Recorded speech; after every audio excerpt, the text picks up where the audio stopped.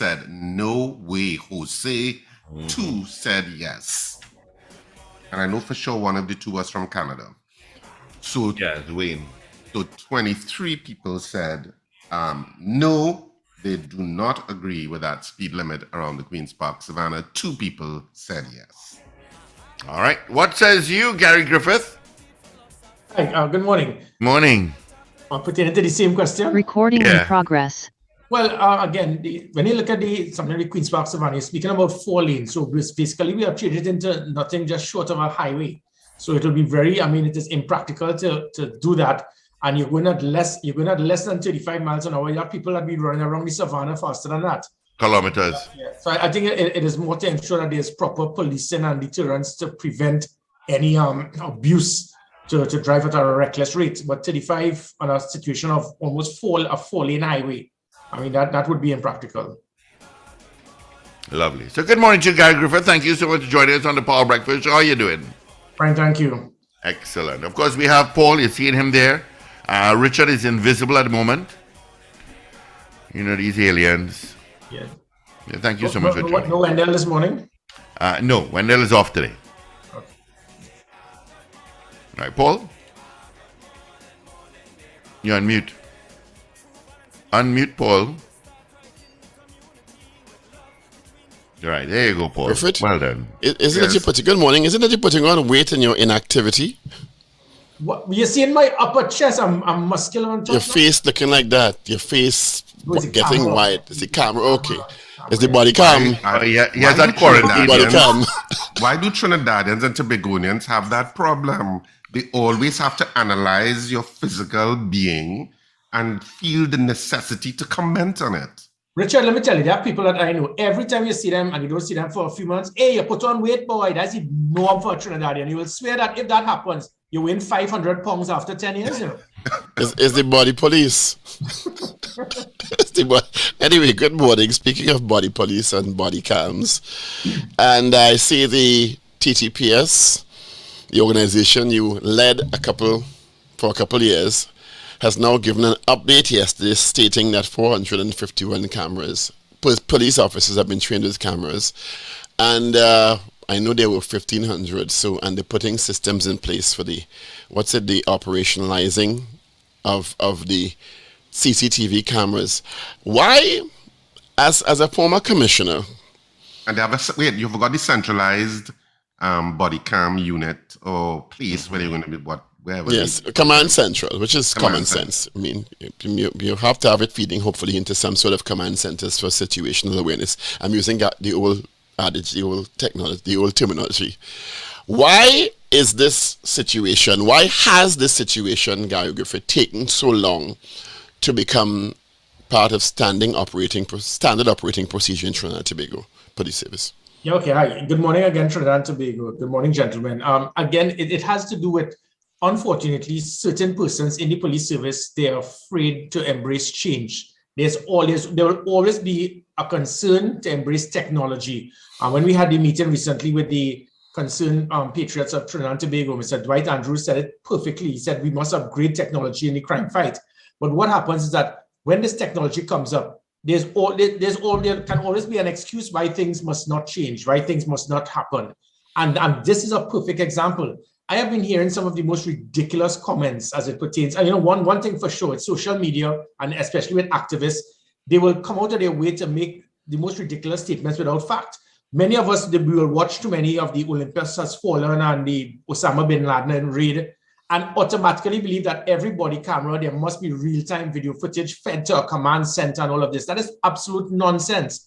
When I signed the contract with the NYPD for us to work together, the NYPD, when they came to Trinidad and Tobago, they were shocked to see that we had dashboard cameras on the police vehicle that were actually being fed live to a police command center. NYPD doesn't have that. LAPD, Boston, Chicago, LA, London Met. What we did was what these countries do not have. So I actually pushed technology to the point of being even better than those cities where you had real-time footage being fed from the police vehicles to a command center.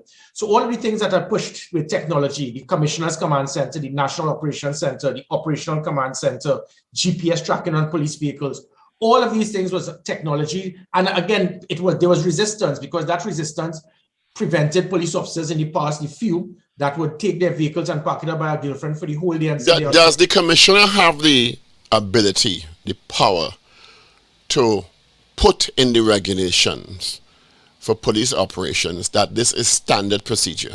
Yeah, definitely. And I'll come to that. Just give me a minute. So I'll come to that, because that is the next part of it. But with all of this technology, there was resistance, because it stopped police vehicles now from going over 80 miles an hour on Rice Road at 4 p.m. It prevented officers taking their time to get to a response. So it increased visibility, it ensured accountability, it ensured that there were consequences. That is the value of the technology. It also protected police officers if wrongfully accused. So there was resistance, because now police officers had to work all. Now, when we push the thing with the body cameras, it is exactly what you now spoke about, Paul. The communication head made a ridiculous statement a few months ago, Mr. Hills, and he stated that you cannot force police officers to use the body cameras because there's no law. And therein goes to what your point is. Totally ridiculous, because the body cameras can be used based on a standard operational procedure, based on a departmental order made by the Commissioner of Police. So for the representative of the police service to use a cop-out and a red herring to state, well, we can't force them to use it. From there, you saw the reluctance, the deliberate attempt not to embrace change. So going back to the body cameras, you listen to comments by your previous comrade, Rhoda Barrett and company, stating that you need a command center and a feed. Total nonsense. Let's look at an example, gentlemen. The NYPD is about 5,000 police officers on the beat at any one time. Multiply that by 24 hours a day. Are you trying to tell me NYPD has a command center that must have situational awareness of 120,000 hours of feed saved in a command center? It does not take place. We love to watch movies and to visualize. Let's look at the movie Black and Blue. If that was the case in Black and Blue, then the camera would have had a feed, so you wouldn't have to fight to get the camera. And then people would say, well, then you could easily sabotage the camera, but then you could also sabotage the command center. So the concept of a body camera, you do not need training for police officers. It's a switch on and switch off, Jacob. Don't try to mislead the country. This is not like tasers. Tasers, there's comprehensive training that must be done to use the tasers, even with the pepper spray. A body camera, any child could go in a store, buy a body camera, click it on, click it off. The body camera is a system to provide the checks and balances to ensure that if police officers commit any criminal activity or indisciplinary act, it can be used against them, or to protect them when wrongfully accused. That is as simple as that. I had to push, and so when I push all of these things of that concept of technology I spoke about, National Operations Center, Commissioner's Command Center, GPS, bringing in the body cameras. Remember, when I pushed these 1,000 body cameras, never before this was ever done in the police service. When I arrived, gentlemen, I found hundreds of body cameras, tasers, pepper spray in boxes, because there was a deliberate attempt not to use it. I had to throw them all away because they were expired. That is the point of people being afraid to embrace change. So what you're seeing now— How successful were you at being able to institute the use of body cams on a consistent basis? Well, the problem existed because I had a Minister of Finance that did not see the importance of providing the proper budget for the police service. Minister Imbert cut the budget by 300 million in the police service. The first 5 months of every fiscal year, I didn't get a cent, trying to run 7,000 police officers, thousands of employees, 120 buildings, 1,700 vehicles, without a cent for 5 years. So then trying to get the items that we require to ensure border protection, drones, air technology, cameras to secure the borders, even something simple as tasers, pepper spray, body cameras, every single fiscal year, no. And it made me wonder whether this was deliberate. So what I started to do now is to try to find a way to make things happen, because I certainly was not getting the assistance in any form or fashion from the Minister of Finance. And that is where I was able to improvise to get those 1,000 body cameras. The Ministry of Finance, in they being upset that Gary Griffith was being proactive, then did an audit to say, no, you should not have purchased the cameras like that. But now we're hearing Mr. Jacob boasting that he purchased it. So now he's probably needs to be accountable to the Ministry of Finance. So I had to find avenues to get those body cameras. I knew the importance of it because it would increase public trust and confidence. It will target the rogue But police. did you follow proper procurement practices or procedures to get those cameras? Yeah, definitely. And again, the Ministry of Finance, their audit, again, politicians can appoint persons to make political reports. It was within $1 million, and there were 4 different types of body cameras. There are some body cameras, gentlemen, that you need very sensitive a system, which will be much more expensive because you have to turn night into day. You have to go in on operation. The others is the most simple body cameras you need, a police officer who is on a patrol. So the standard operational procedure was to ensure that once you come out of that police vehicle, you turn it on and you turn But it how on. would you respond to those who suggest, and this has been not only an allegation where that type of procurement is concerned, but certainly in other agencies where we all know that an agency can procure under $1 million.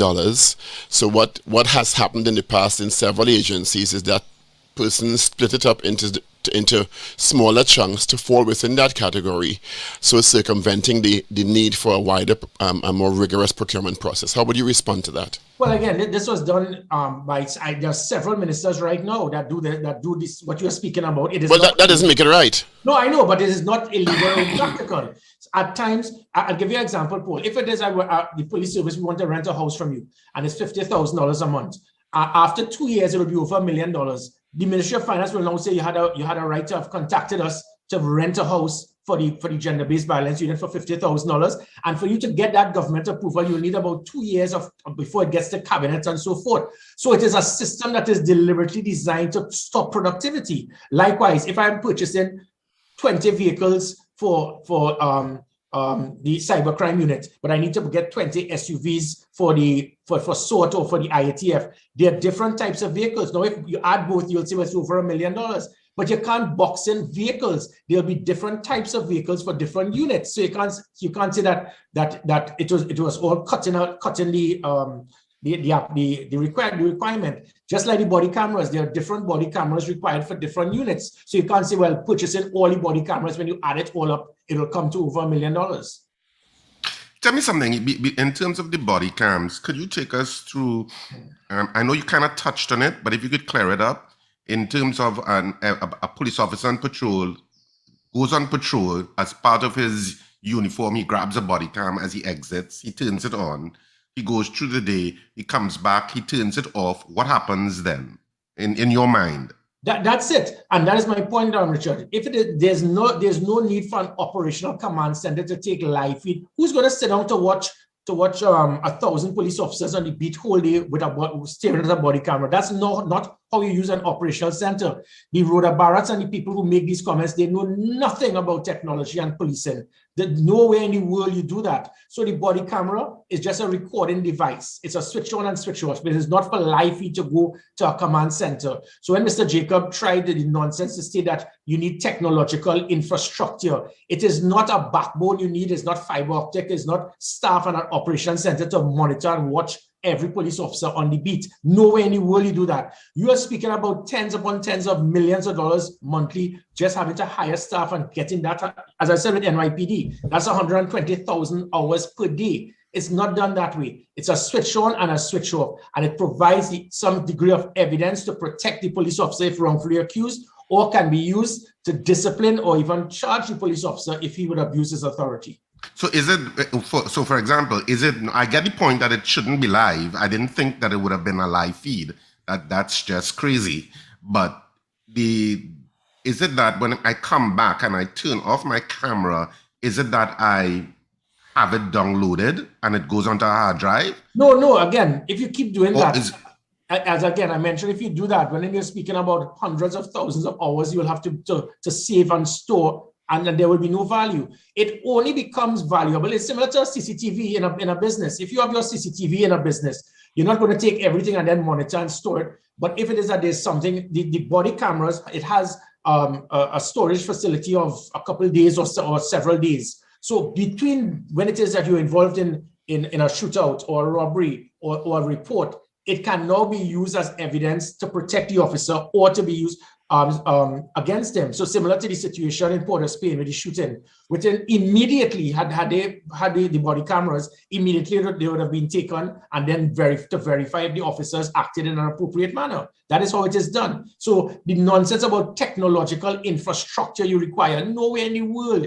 You buy the body cameras and you use it. The problems we had is that there was a fear to use the body cameras. And just by hearing your communication head of the police service stating, well, there's no law, so we can't force you to use it. And now hearing the acting commissioner of police saying, no, we need to train the officers how to press on and off.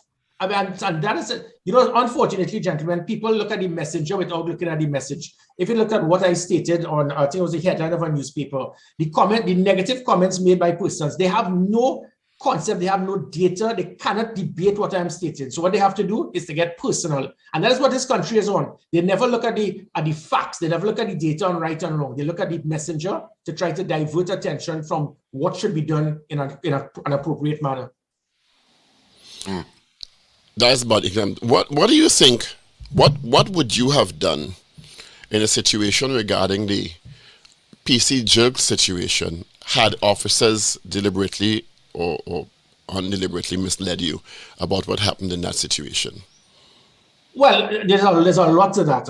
Just to start with, Paul, in that Western Division, based on the intelligence I received, there were a number of police officers we discovered that were involved in aiding and abetting, protecting drug blocks, protecting turfs. Some of them were actually involved in conspiracy to try to get me arrested, if you recall the Skeet matter. And they didn't know that Mr. Skeet was one of my informants, so he actually did a sworn affidavit to verify this. That's how dangerous it was. And this is a very small percentage, may I add, of police officers in the Western Division. I transferred many of these individuals, some of these same individuals who I transferred because you couldn't charge them because I had intelligence. They were returned to the Western Division on my departure. So it is to show the serious nature of this problem. So going back to that incident itself, it may not have taken place in the first place, but even if it did take place, the point being is that as I will always do, before anything, I will get initial investigation, initial report, and I will make a comment and then state that until further information comes to us, we can say no more because it is a matter being investigated. Because at times you get the wrong comment and then you can go in the wrong direction and it can affect the police service. But if the officers misled you in terms of information when they are being debriefed by investigators and they give false information, it later turns out to be false information, because in this scenario an officer died. There was an initial proposal that he died at the hands of Jelani Romney. A manhunt ensued proposing that Jelani Romney killed a police officer, one of the most serious allegations anyone could face in any country. Am I wrong? Correct. Jelani Romney had to hide, breaking the law by evading police. Not so? Correct. And it later turned and get an attorney and his mother to go on TV pleading for the officers. Her son is innocent. The officers, the commissioner was misled to the point where he made an initial statement that was erroneous. And now these officers, I don't know if they're on suspension or whatever, and the PC has now come out and said that the officers deliberately, misled the commissioner. To me, it doesn't get more serious than that because an officer died. It doesn't get more serious than that. Well, Paul, it's not about the officer being killed. That is one aspect of it. A deliberate attempt to mislead the police service and the public, to put a nationwide manhunt on an individual, to have him targeted and removed because that is going to protect them from what their initial plan was. It is bigger than, so that is a major concern. The shooting of the police officer is something separate and apart. The shooting of the police officer is because of improper firing, improper training, bad concept of understanding how to use that type of force in counter-revolutionary warfare. And it shows the importance of training, because you don't just go shooting willy-nilly and then you have persons in front. That is basic training that is usually done and mandated. So that is one aspect of it. That has to do with poor training as it pertains to confrontation. As it pertains to police officers trying to mislead, not just the commissioner of police, by you telling the commissioner of police, expecting that he will now put on nationwide manhunt. And then it could very well be that this individual could have been killed and then your actual tracks could be covered. And I am just speaking in a general sense because this is a matter undergoing investigation. So we should not be making any comments or assertions to state anything that can cause this matter to be prejudiced in any way. But you are correct. If that is what happens and that is what goes on, it cannot be more serious than that. But even, as we said earlier on, before you came in, even if I give the officers the benefit of the doubt and say this is an accidental shooting, let's work with that, right? The fact that you misled the commissioner, is it that you didn't know it was accidental at the time and you pursued the young man because you were truly believed that he was responsible? When PC Jilks fell to the ground, wouldn't you see the bullet hole from the back of his head? Is it that you're not trained and you don't know and you truly believe that this bullet came from the direction of the young man? And then in the absence of the full investigation, to tell the commissioner that that's the young man who telegraphed it to the country. I don't know if the country realizes how serious this is, because we like to dismiss things and move on. But to me, this is one of the most frightening episodes I've ever seen. Yeah, correct, Paul. But again, what I will ask is to please have this matter investigated in the right avenue. Because let me give you an example. If there were several police officers involved in this situation, and there was just one police officer who had an agenda to deliberately target this individual because he was working on behalf of other elements who wanted to have this person removed, and this officer was paid. You can't now smear all 7 police officers because they now may not have been deliberately part of an orchestrated plot to mislead the commissioner, to inform, to go and target a citizen. So nobody in pull the commissioner square and say, listen to me, I feel that's what happened? That what you're suggesting? But therein lies the problem. Out of all of, whether it's 2, 3, 4, 5, 6, 7, nobody and say this is wrong? And that is where it is. If it is that you did not do that, now you become part of the problem. And that's what I'm saying. I don't want to try to say that every single police officer... You know more than anybody else. There are crimes of commission and crimes of omission. I know, Paul, but at that initial time when it happens, remember that person, some senior person may have just contacted the commissioner. And I'm not here to protect Mr. Jacob or the police service. I'm just stating how these things can happen. So his immediate knee-jerk approach would be to state that this is what I've been told, because he has it from a sergeant and an ACP, the most senior officer on the point. The other officers may not have been able now to give the information as it comes on through the PCA, through the PSB. Now you're going to start getting the information, and now the facts will come in. And then when the facts come in, then you start taking decisive action. My issues of being frightening is based purely on the PCA's report. Yeah. And the PCA's report to me is damning. It's damning, and that is my point. You wait on the PCA report, but it all goes right back. Since the body cameras were issued, any situation, the SOP that I was pushing was for anybody who comes out of a vehicle, on a patrol, on a roadblock, on an operation, on a warrant, you automatically turn on the camera. That, if all of these things were done, it would minimize the possibility of police officers lying. It would protect police officers if wrongfully accused, and it will speed up the investigative process, inclusive of that is done by the PCA.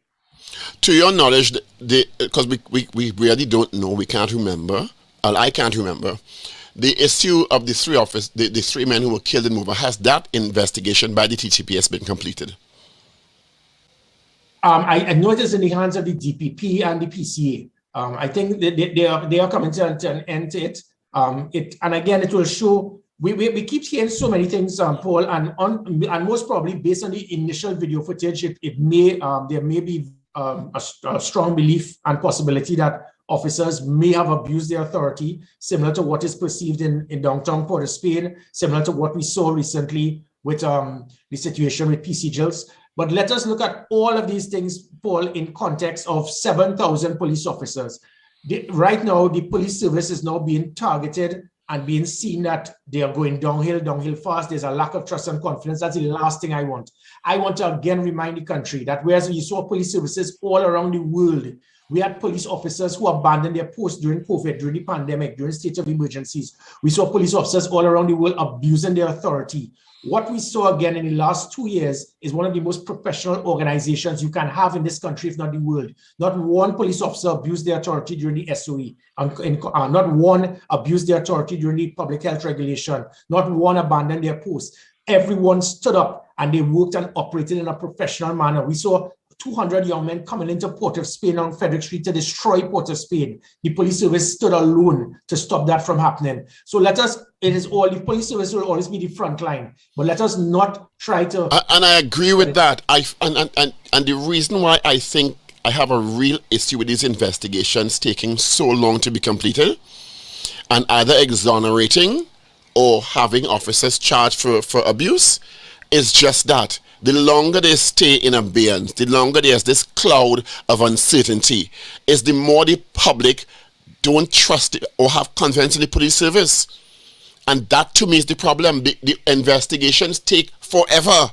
Well, Paul, again, it goes right back to the PCA. The PCA could confirm that never before there was such a good relationship when I was there, because I understood the value of the PCA. But the PCA is now forced to do an investigation. Sometimes they get problems in getting the information from the police, and then they have to go back to the same police, if not the DPP, for some type of disciplinary action to take place because they are toothless bulldog. That should change. The PCA should be given that type of authority, similar to what you have with the internal affairs in departments in North America.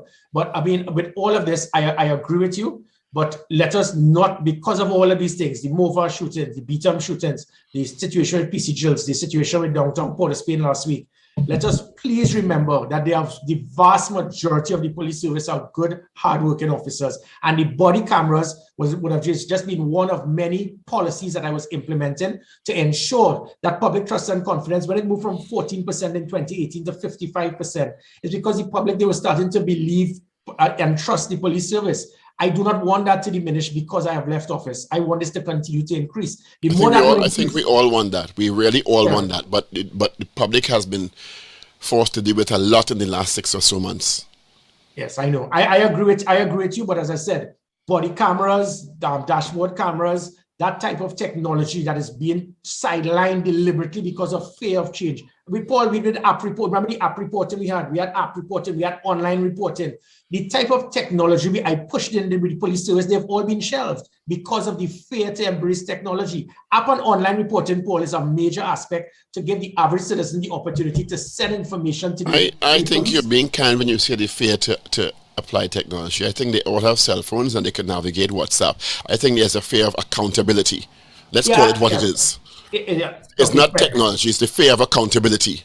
Yeah, and that is where it's the accountability that technology provides. And the accountability will ensure that there will be consequences, and with consequences, it will provide the deterrent to minimize persons abusing their authority. Yeah, correct. I can't fight you on that. That is true. Which is why I was pushing the. Wait. A moment here, Gary Griffith concede something this time. I concede. But that is why I pushed the app reporting, the online reporting. I wanted citizens to get the opportunity to report a crime without the fear of reprisal by the same police officers. That worked. Why have you shut down the app reporting? Where's the online reporting? Where's the push for the body cameras? You can't have body cameras and then I wasn't aware that the app and online reporting was discontinued. It is virtually not used anymore, Richard. When last have you seen or heard or seen it promoted? People are not using it anymore because it does not have again, these things played a big part towards targeting the rogue police officers. We got a lot of intelligence through app reporting, online reporting. Online reporting is a technology, again, thanks to Dwight Andrews and others.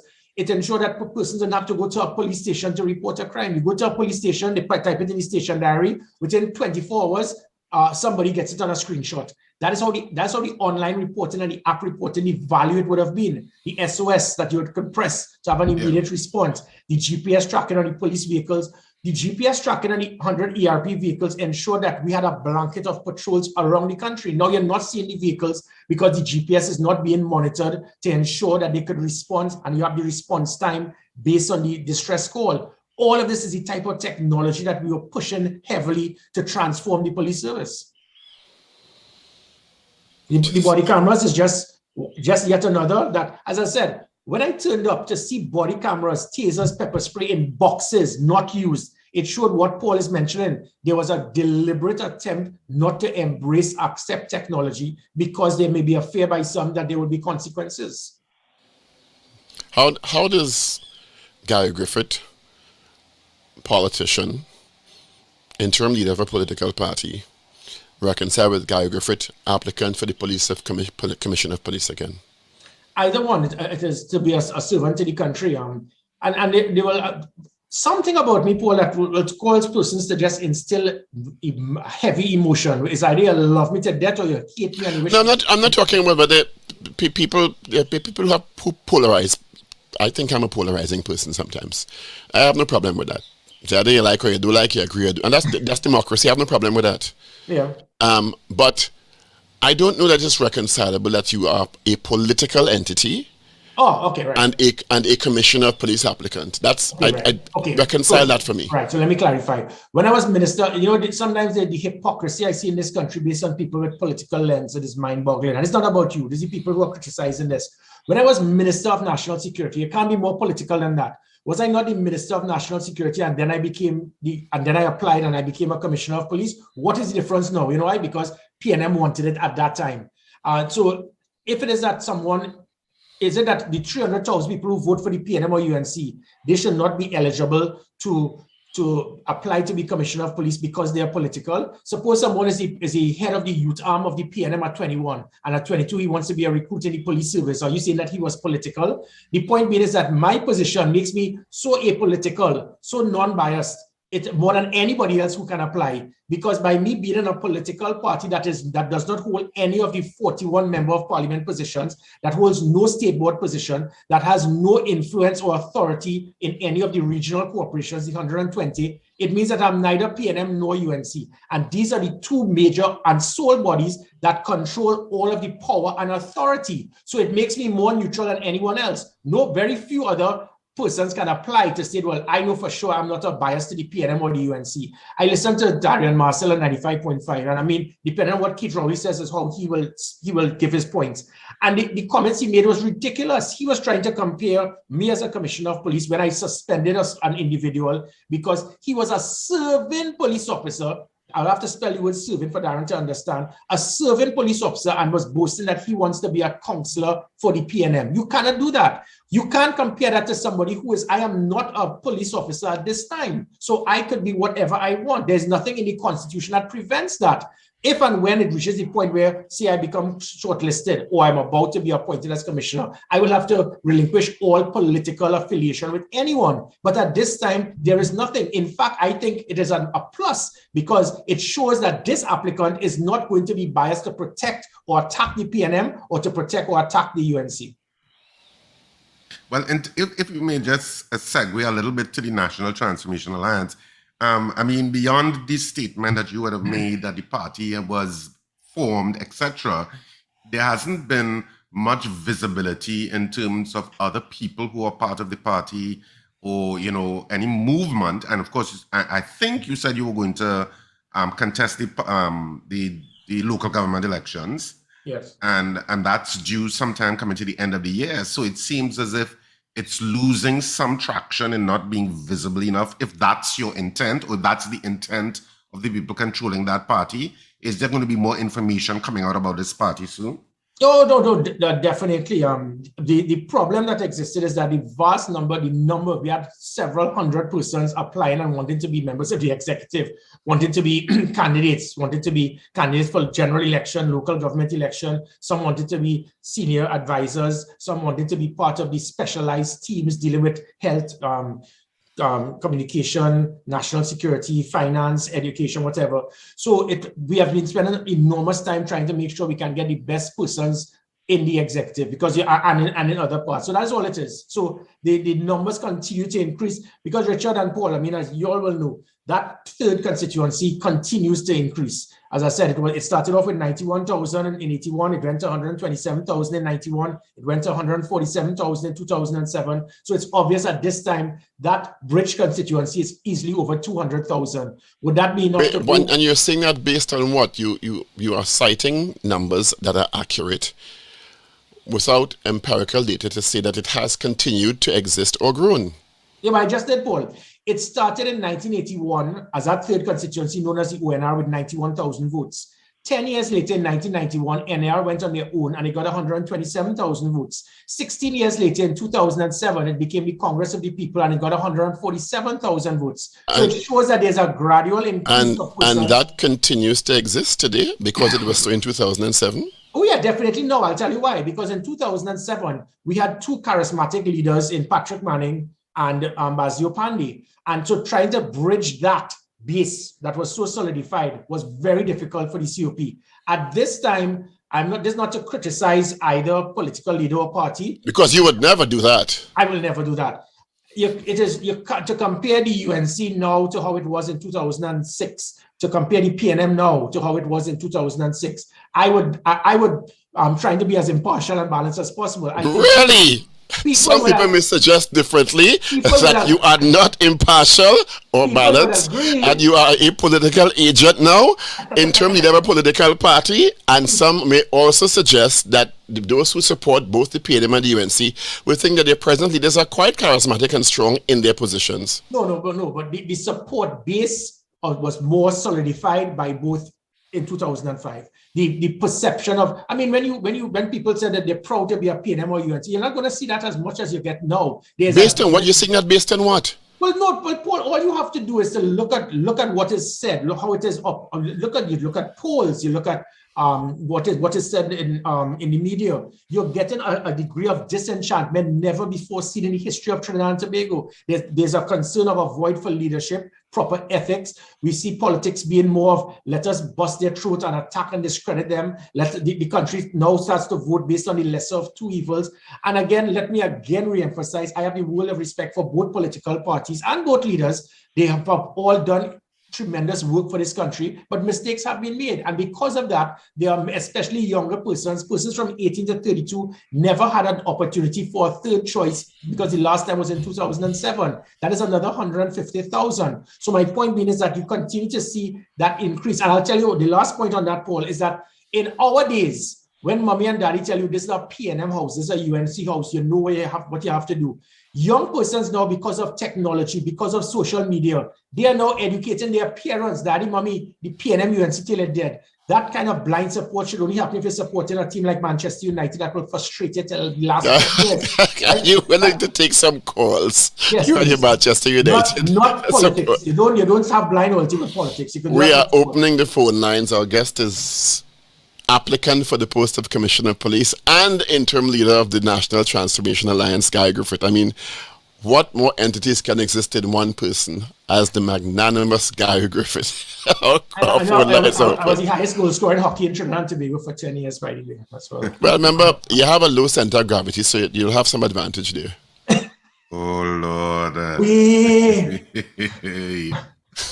But it's true. There's an advantage, you know. You mixing me up with Stuart Young and calling him Bert. Wow. Wow. Well, three of you have those centers of gravity, so. 3 inches taller than Dwayne. So what are you talking about? Wow. But you just say you have the greatest respect and you call it somebody at Dwayne now? Yeah, but no.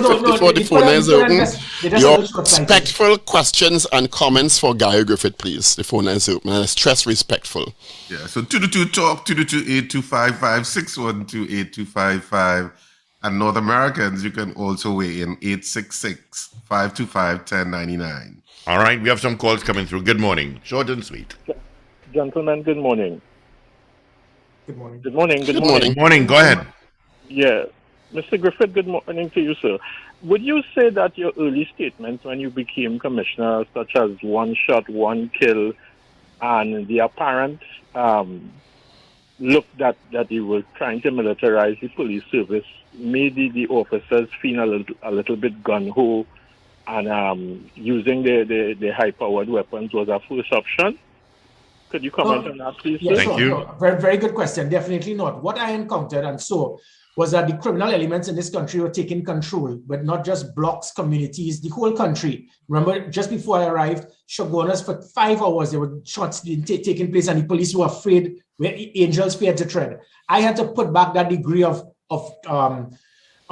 valor for police officers to know that you need to stand up now and defend. We had a country to defend and we had to stand up and fight back. And the only way we could do that is to let criminals know and the police officers know that you have a duty and a responsibility to put your life on the line. And if you put your life on the line, the basic thing is that if somebody tries to kill you, you are entitled and you have the authority to use equal force to what is being sent to you. So if someone is trying to kill you and shoot at you point blank, it is your right to neutralize the person. Because you were hearing comments in those days, well, you know, they should have shot him in his leg. It doesn't work that way. The only way you can neutralize someone is by aiming proper, accurate shots to ensure, because if you try to to neutralize them by just injuring them, they can still kill you or those persons you protect. So what I was saying was factual. If you go on a range of every police service in the world, the targets are not arms and legs, it's a head and chest. And that was to protect police officers because, and thankfully, under my watch for those 3 years, not one police officer was killed in the line of duty.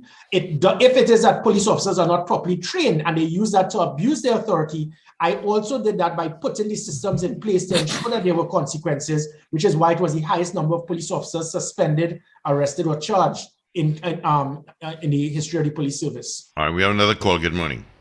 Good morning, gentlemen. Good morning, Mr. Short and Griffith. sweet. Go ahead. I have 2 questions, Mr. Griffith, and I just want to reiterate. You said that you have to discard the body cameras that you came and met that they were still in boxes. I'm assuming the battery life would have worn out for some reason why you discarded taxpayers. Yeah, it was based on wear and tear and expiration dates and all of that. So the tasers, pepper spray, body cameras, they were not effective. Trying to bring them back to life, it would have been cheaper to buy new ones. Right, that is one thing. And what would be your concern, considering that Superintendent Alexander insists that the body cameras that they have wouldn't work because the gun will block it, and because of how they are stacked, they wouldn't pick up anything. However, I am saying an audio will still be detected. Or all 8 to 15 officers, how much ever officers, their body cam wouldn't fall off because it's fragile. All wouldn't be blocked at the same time. But he seems to have this narrative, I'm pushing this narrative since you were commissioner, that they ain't going to work for the units that he represents, as well as what do you think of the issuing of body cameras now to, not to the units that are responsible for shooting people primarily, because I never hear by police getting a shootout with nobody yet. Yeah, quickly. Right? Thank you. So what do you think about the issuing of body cameras to bike police now, and you still have GB and SWAT and these units that gets in shootouts not being issued any? Yeah, okay, right. So quickly, then the main units, the ITF, the Northern Division, definitely the GB, SWAT at the time, those would have been the primary units. And there's a specific type of body camera you use because it has infrared. You can turn night into day. It will deal with what you just spoke about. So that degree of technology, it is high end. It is very expensive. It is not, and you're not going to use that for the average police officer who's on the beat that will lose it to turn it on or off if it is that he is involved in some confrontation with somebody and the person will then accuse him of abuse of authority. So there's a difference. So the body cameras can be effective. In fact, let me just quickly add, there were body cameras we were looking at from another agency where as soon as you draw your firearm, as soon as it comes out of the holster, the body camera immediately switches on. Now that again is more expensive because sometimes you're involved in a shootout and you can't remember, you're not going to remember to turn on a body camera when you're trying to protect your life. So there are different degrees of technology based on the type of body camera and the type of unit. All right. Let's grab another call here. Good morning. Oh, Mr. Good morning. Good morning. Good morning. I have one statement and one question. Quickly, question.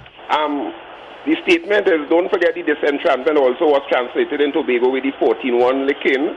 And the question to Mr. Gary Griffith is, if he is given a second stint as commissioner, given that the police is at an all-time low now in terms of confidence and trust, what will be his first priority? Thank you. Right, sure. Well, again, quickly, let me add, I had a 3-year tour of duty. I never asked to extend it. I never asked for an extension of the contract. It ended, I was ready to rule. When it is that we got polls and persons demanding that I reapply, that is the only reason I did so. When our Prime Minister changed the law in June last year, telling the AG for me to act, that is the only reason why I continued. So one of the main things, obviously, for whoever was going to replace Mr. Jacob as Commissioner of Police later on this year, it is to build back that public trust and confidence.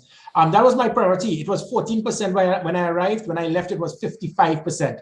Unfortunately, it may have gone back down. And there were a lot of things we did. The I Support Our Service was getting the business sector to work with the police, putting systems in place through 482 Gary, the app reporting, the online reporting to provide avenues for persons to ensure that we can get information on road police officers, GPS tracking of police vehicles to monitor their movement and what it is they are doing, the dashboard cameras on the vehicles. So there are a number of things that can and should be used. They have been sidelined. And let me quickly add, that type of technology, it works on a daily basis. The policing cannot be, gentlemen, okay, it's a public holiday, so our SOP is to set up a roadblock for 5 hours to go to Maracas.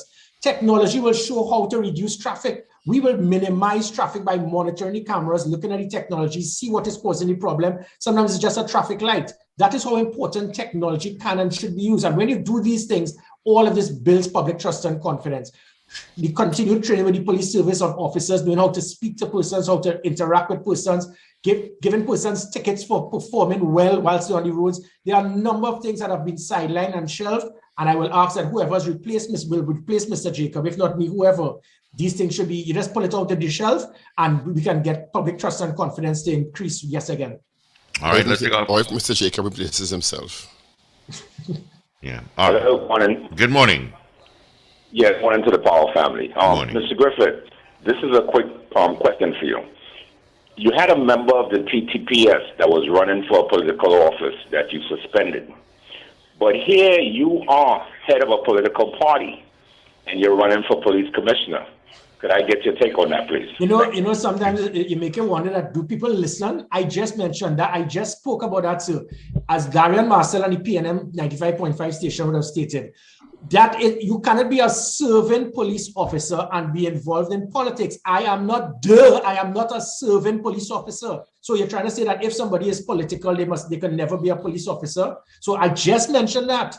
I mean, I don't have to draw pictures, Paul, to explain it. If you're a serving police officer, you cannot show yourself being political. I am not a serving police officer. So if someone is in charge of the UTAM or youth party in the UNC or the PNM, it means that they can never be a recruit in the defense force or the police.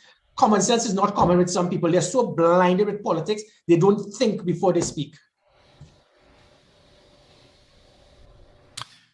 Answered in your usual humble style. No, but Richard, but I just mentioned that. How could you You did deal with that issue earlier. So I will give you that. You did. And Darian Marcel goes, and you know, if Keith Rowley tomorrow says, I love Gary Griffith, Darian Marcel and the others will love Gary Griffith. We have to get out of that. You must make decisions based on what is right for the country, what you feel is right, not what people tell you that is right. And I hope one day that is what will cause that bridge constituency to continue to expand. You can't be so politically obsessed that whatever your leaders say, that is how you go, that is how you operate. That cannot be the way to develop a country. And if you really feel that this party is the best party, fine. But you don't make decisions because every single thing that the party says you agree to. That makes you a robot. It makes you a virtual puppet. I ask people to be independent. The only way is that we can transform a country is to be independent and look at, and that's a good thing with being an independent senator. I think that is what it is I should have been, because I can't start. I mean, I have continued to draw a straight line. Whether it was the Bail Amendment Act, whether it was PNM or UNC, I stood firm on the Bail Amendment Act being something that is of critical value to assist in national security. I'll tell you, you draw no less fire being an independent senator. So you might as well stay where you are. It's true. No matter how you vote or you don't vote, you will still have half of the country disagreeing with you, and that's fine. There's no problem with that. And that is the point, Paul. The independent senators make decisions because they're independent, but you make a decision that can benefit either side. All of a sudden, is PNM put them there? He's a UNC pawn. It is amazing. Everything in life is. Well, that switches week by week for me, so it doesn't matter. Gary Griffith, thanks for being with us this morning. Yeah. My pleasure, gentlemen. Thank you. All the best to you, Gary. Take care. Bye-bye. All right. Recording stopped. All right. Thank you, Dorothy. Let's get into our news brief. All courtesy Sean Florida Services. This is your news bulletin from Power 102 Digital. Former Police Commissioner Gary Griffith says there are certain persons in the